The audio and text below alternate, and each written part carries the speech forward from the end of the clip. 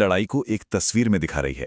एक तरफ है विदेशी निवेशक यानी एफआईआईज जो दबाकर बेच रहे हैं, दूसरी तरफ हैं घरेलू निवेशक डीआईआईज जो मार्केट को बचाने की पूरी कोशिश कर रहे हैं। और इन दोनों की लड़ाई के बीच में फंस गए हैं रिटेल निवेशक जो ऊंचे भाव पर खरीद कर अब घबरा रहे हैं।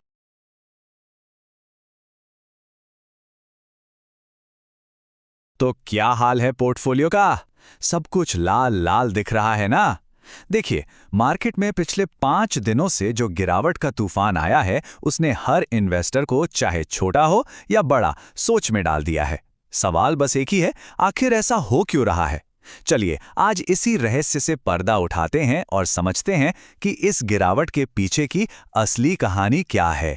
लेकिन हाँ, आगे बढ़ने से पहले एक बहुत जरूरी बात, ये पूरा विश्लेषण सिर्फ आपकी जानकारी और सीखने के लिए है। इसे खरीदने या बेचने की सलाह बिल्कुल न समझें, क्योंकि हम सेबी रजिस्टर्ड सलाहकार नहीं हैं। और हाँ, अगर आपको मार्केट पर तेजी से अपडेट्स चाहिए तो आप हमारे चैनल पेज पर जाकर हमारे फ्री व्हाट्सएप ग्रुप से भी जुड़ सकेंगे। तो चलिए सबसे पहले सीन को समझते हैं। आखिर इस समय मार्केट में चल क्या रहा है और सिचुएशन कितनी सीरियस है। शुक्रवार 9 जनवरी 2026 निफ्टी 50 बंद हुआ लगभग 25,683 के लेवल पर। यह नंबर अपने आप में ही गिरावट की पूरी कहानी बयां कर रहा है। ये लगातार 5वां दिन था जब बाजार गिरा। लेकिन असली टेंशन की बात यह है कि मार्केट ने 25,900 और 26,000 जैसे इंपॉर्टेंट लेवल्स को भी तोड़ दिया है। मतलब ये वो लेवल थे जहां खरीदारों को भरोसा था और अब वो भरोसा टूटता हुआ दिख रहा है। ठीक है, तो अब थोड़ी जासूसी करते हैं।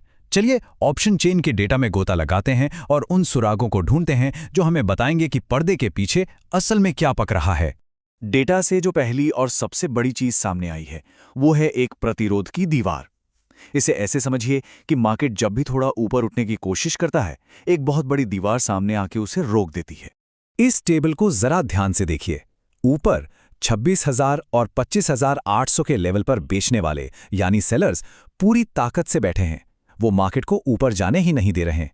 और वहीं दूसरी तरफ नीचे जो 25,600 और 25,500 का सपोर्ट है वो बहुत कमजोर दिख रहा है।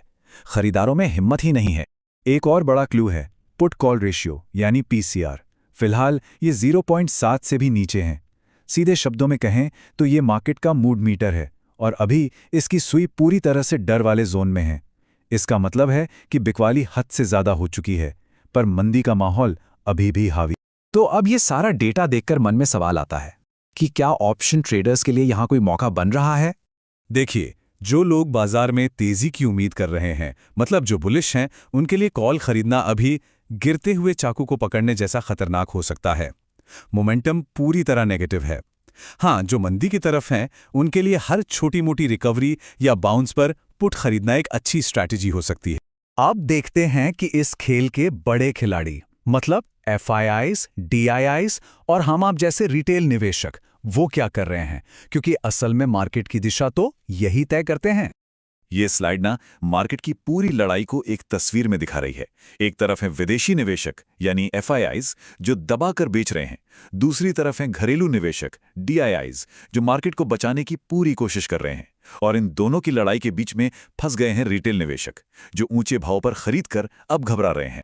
इस आंकड़े को हल्के में मत लीजिए।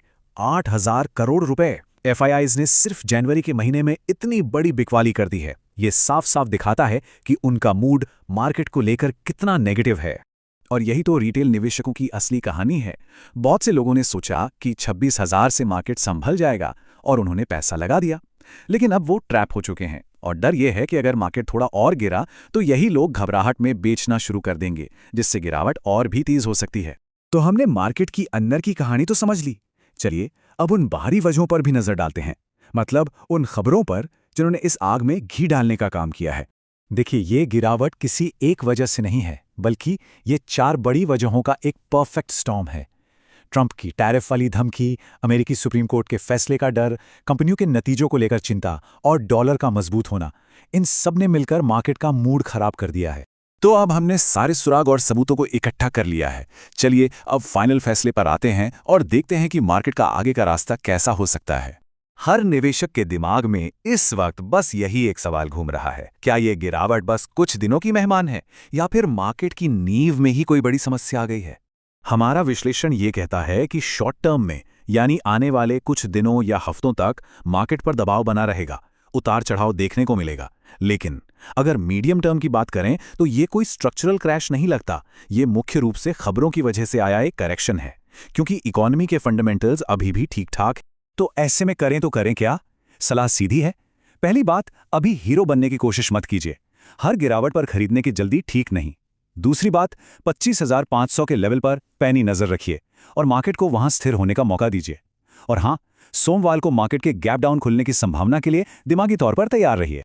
और आखिर में हम आपको इस एक सवाल के साथ छोड़कर जा रहे हैं। जरा सोचिएगा, जब बाजार आंकड़ों से ज्यादा सुर्खियों पर चलने लगता है तो असली पावर किसके हाथ में होती है?